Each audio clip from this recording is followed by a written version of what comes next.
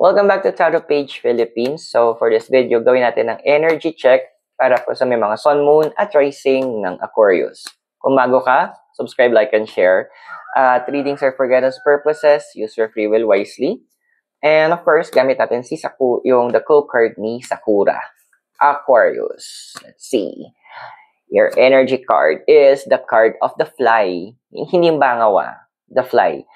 Alam ko ito yung pinakaunang card na na-capture ni Sakura sa tulong ni Windy. So, andoon na this card is actually advising Aquarius. Literal, you need to fly.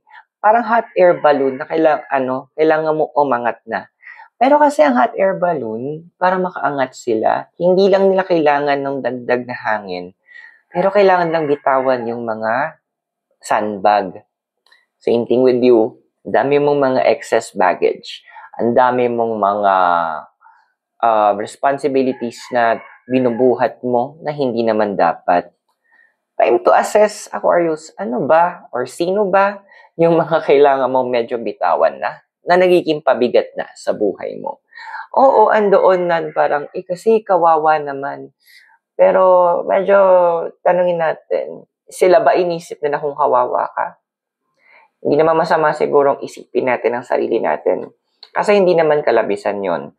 Taking care of yourself is also a form of self-love.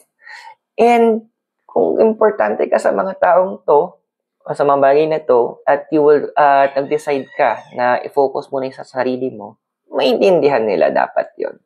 Because love goes both ways. I hope nakatulong yung reading. Those are for guidance purposes. Use your free will wisely. And don't forget to subscribe, like, and share. So maraming salamat. God bless. Namaste, Hare Krishna, and blessed be. And I hope to see you on our next video. But bye for now.